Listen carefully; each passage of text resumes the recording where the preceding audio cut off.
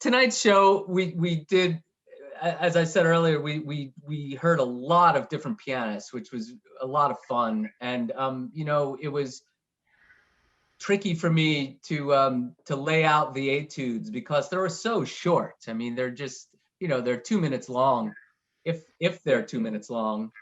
And so I felt a little bad sort of describing the first set of Dubravka Tomsic's etudes as a selection of etudes, which is not normally how I roll. I would have identified every single etude, but then I would have to spew, all these opus numbers and numbers of things, and people would have been gone. But Chopin, as I said, Chopin brought the etude out from the practice room. And these pieces, I mean, I was sort of tongue in cheek at the beginning of the show, when I was playing, etudes weren't fun. They were, they were just things that I had to do. They were assignments, and, and they worked a specific technique. But Chopin, went beyond that. He still worked a specific technique in each etude, but made them works of art. And some of them are some of his most beloved music he'd ever written. But I thought it would be fun to listen to what a regular etude sounds like. So I have an etude of Carl Czerny here from, this is an etude in E major, opus 299. And it's by a pianist who is named Unknown Pianist. It's on YouTube. So let's just listen to a little bit, and we'll get a sense of what a regular etude sounds like. Here we go.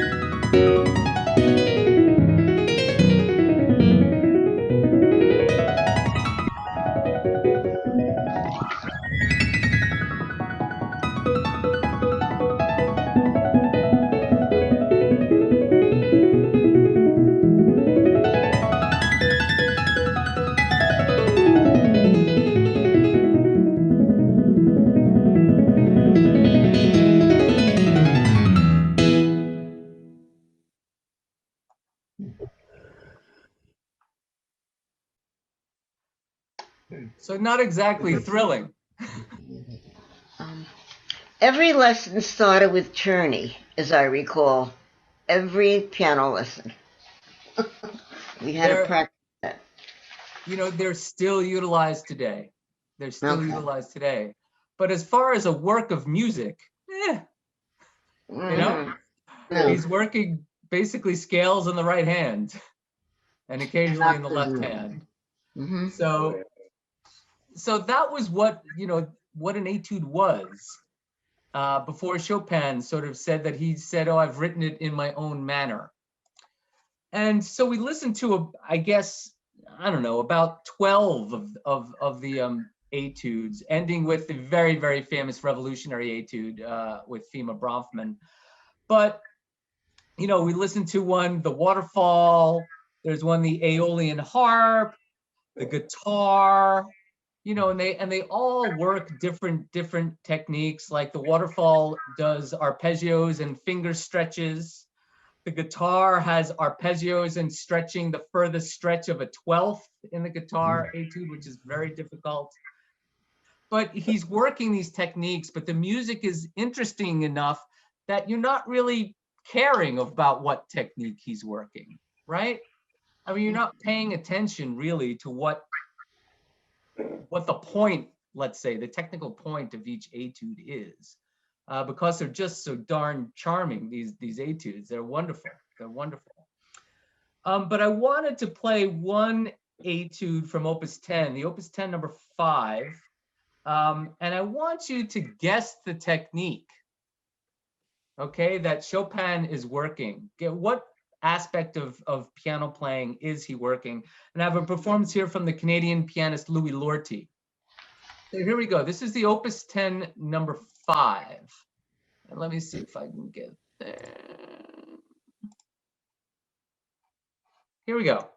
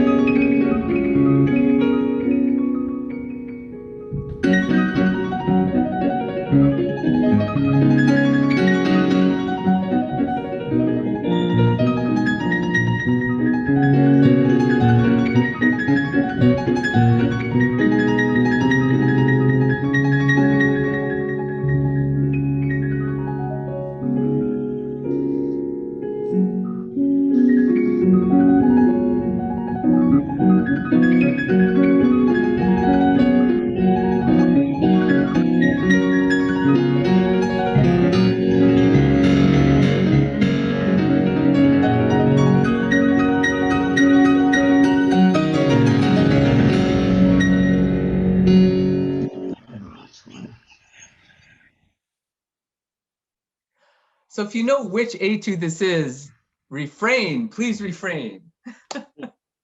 If he played a white key, I didn't see it. Anyone else? A lot They of were, octaves, yeah. arpeggios.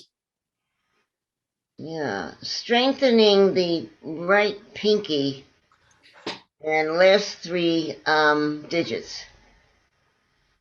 That is specific. Yeah. Wow. Anybody else? Can't believe he does that without skipping a note. Without skipping a note. Well, I'm going to give it to Harvey here. He barely played a white key. So this is actually known as the black key etude. So his hands were all at the top of the keyboard. It's in D-flat major, 5 flats, and all there on the black keys. So it was all working the black keys. Yeah, it's a very famous one. We actually heard that tonight, and I skipped over it. Tomsic played it tonight as one of the sections. But I wanted also to play a couple of them. You know, most of these things, they're flourishes. Obviously, they're very technically demanding. But Chopin also did some etudes in a slower tempo to work other techniques. So I want to play 2 separately, but we won't break between them. 2 etudes, Opus 10 number 3, the Tristes, and Opus 10 number 6, the Legend, and both by Sviatoslav Richter. Okay, so let's listen to these 2. These are going to be a little tricky. I'll say right off the bat as to what techniques these are working, but see if you can make it out. Here we go.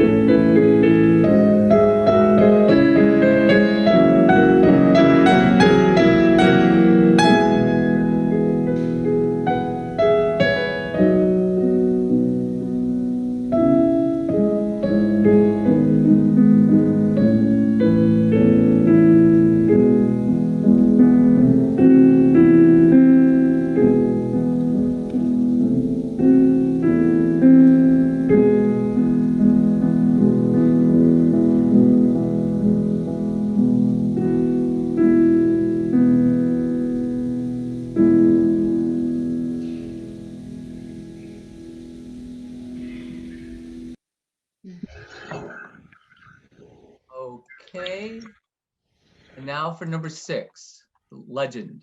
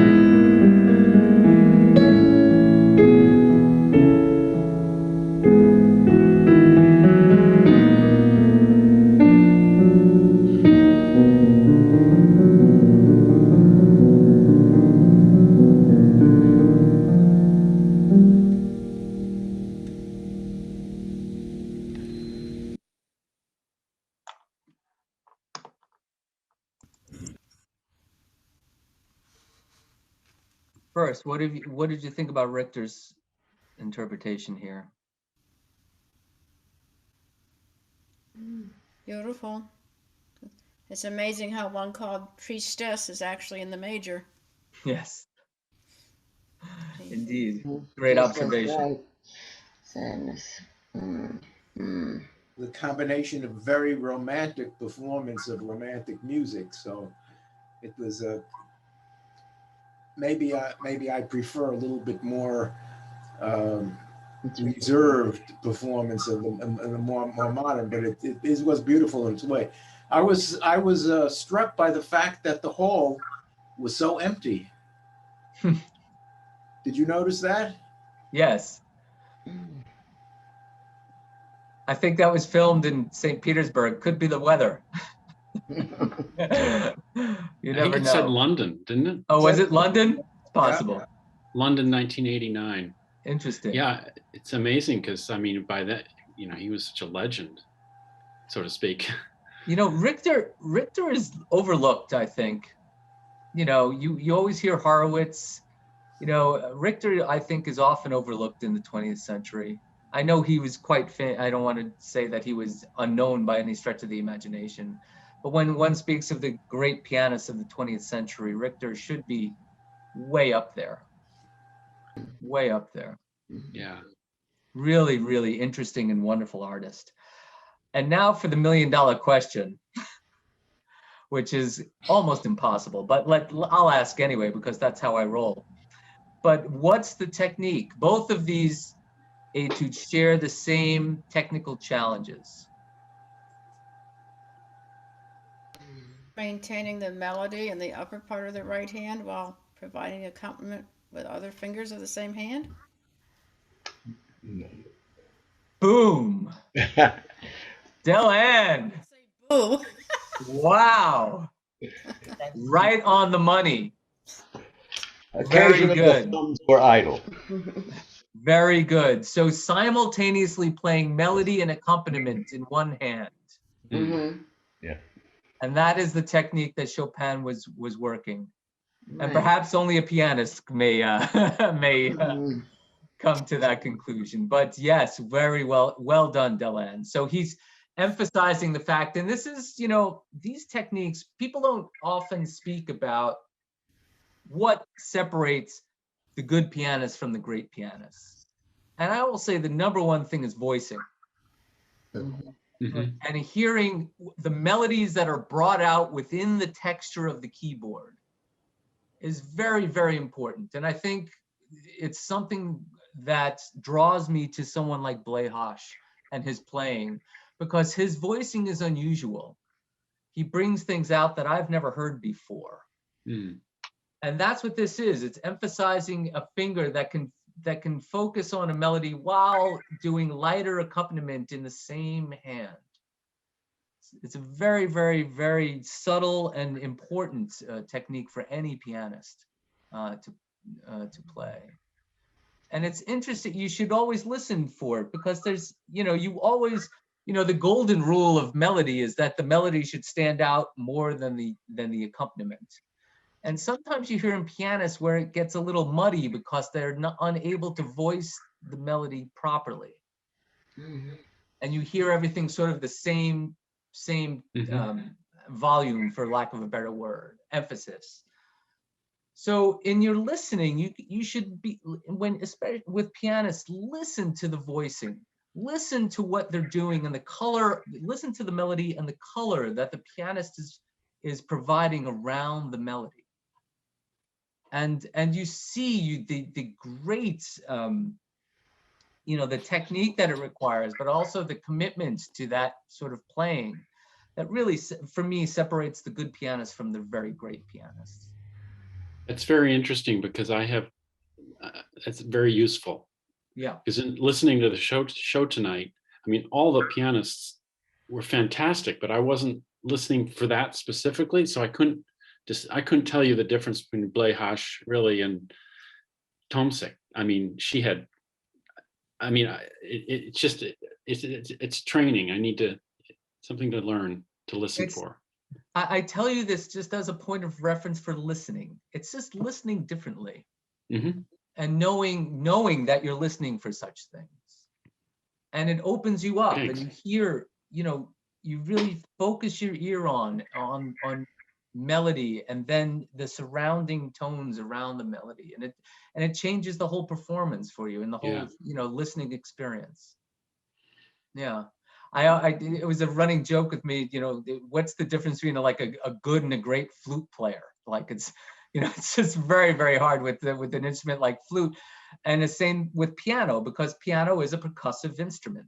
It's you know, there are people who have extraordinary technique, but maybe aren't the best voicing pianists. Yeah.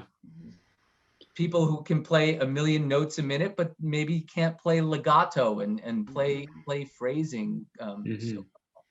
So it's those pianists that bring, you know, that have the whole package in communicating this music to us. That's the rare thing. That's the rare. That's what separates the good from the great. Yeah. Yeah. Yeah. And then we move to the barcarolle, I love which is that one. a very significant piece in his output. The only one he wrote. And barcarolle, barca being boats, and it's a boatman song, as I said in the show, a Venetian gondolier. You know, it sort of always has this undulating accompaniment for the waves as the gondolier is singing. And this barcarolle happens throughout music history sporadically. We'll listen to I did I mentioned the Mendelssohn Song Without Words, and we'll listen to one. But can anybody name any other barcarolles in music history? They're not that common, but they do happen. That's the most famous We one. listened to one last summer, so you should all remember. No. Barcarolle. Bela Bartok in the Out of Doors suite, Barcarolla. You all get demerits for not getting that. So Bartok did it, and famously Bernstein. He's got a piece, the arias and barcarolles. That's right. Yeah, that's right. Very but famous. that was sort of a tongue-in-cheek name that he. Very famous piece of sort of the serious side of Bernstein, the non-Broadway side of Bernstein, but it's done very often, the arias and barcarolles. And he also used the barcarolle in Candide.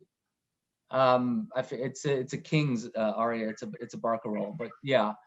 So they happen sporadically, but it was really during the time of Mendelssohn was the one that brought it to the fore in art music.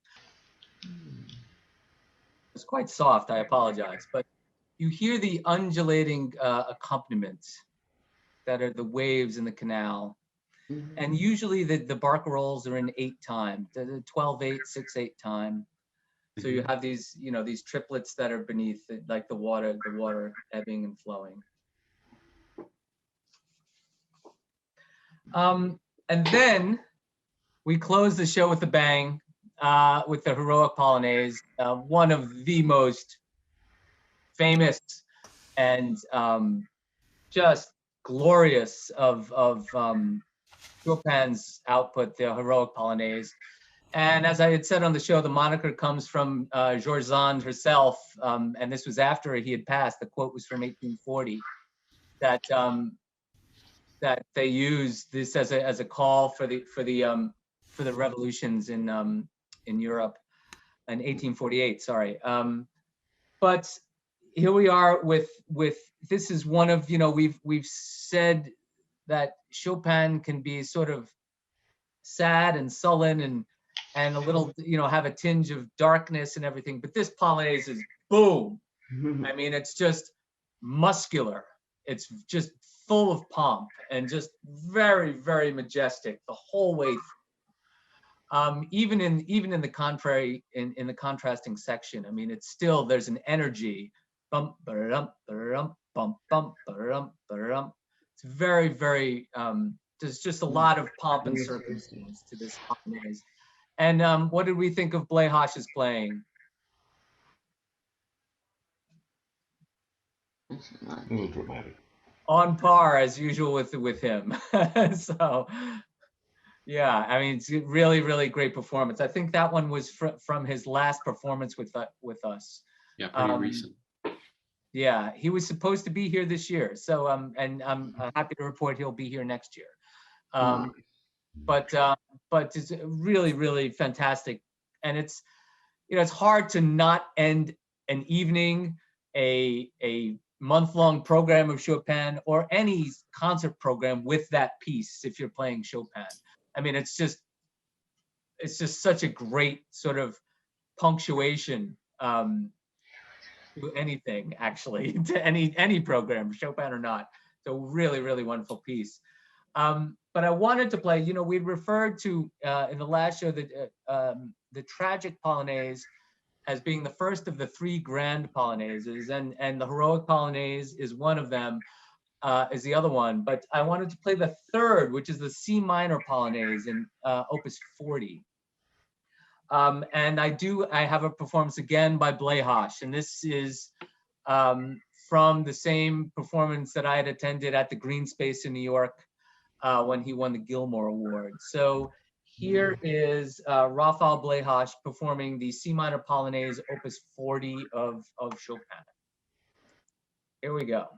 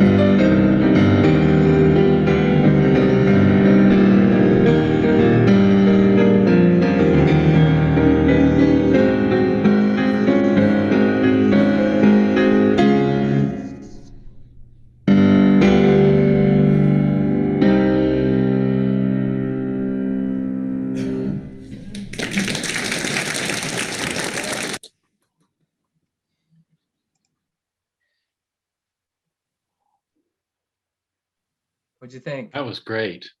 Yeah. Yeah. But you hear the difference in character between those two polonaises. They couldn't be more different. Yeah. You have the heroic, this very just strong and positive, heroic piece, and then this dark, almost angry polonaise in C minor here. It's wonderful. To dance to either one. Yes. I imagine you mentioned at the beginning that today is Chopin's birthday. I did not, and yes, it is Chopin's birthday today. It is Chopin's birthday, and that is, what is that? That is 111. 1810. 1810. Yeah, 211. Yeah, sorry. Shaved off Yeah. 100 years.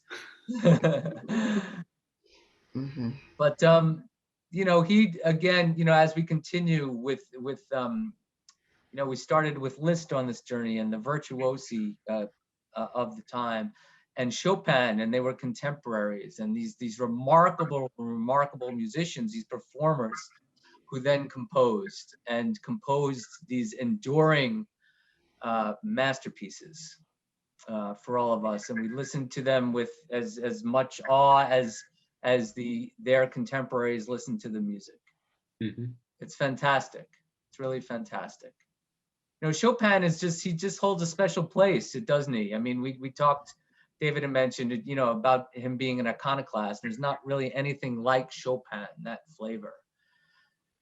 And it's just so marvelous that there's such a breadth of this music, from the, you know, a 6.5 minute polonaise like that shows this darkness, to these little etudes that can be very delightful and charming and dark as well, but but there's such a you know, in his short life, just such a plethora of different pieces that we can enjoy, and for the most, I mean, it's almost like the Beatles, right? I mean, it's like the number of masterpieces in his output is extraordinary.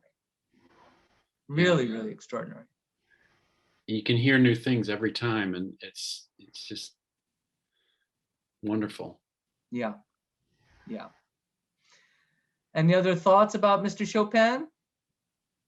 It's a different order of magnitude. Yes. Yeah. Well, thanks everybody. Thank you. I don't know if we've seen the website. I've updated the next 3 shows on our website, and we're turning to Rachmaninoff next week. And we'll be listening to a selection of his preludes with Yefim Bronfman, and to connect it with Chopin, the Chopin Variations with Alexander Melnikov. So so that's our show next week, and we'll see you then. Good. Have a great week. All right, everybody. Thank you, Derek. Wonderful Good program. night. Thank you. Thanks for Wonderful. coming. Rocking the next couple of weeks. That's right, exactly. Hold on to your hats. See you then. Bye now. Okay, so long, everybody. Bye. Thanks, everybody. Bye-bye. Bye. Bye-bye.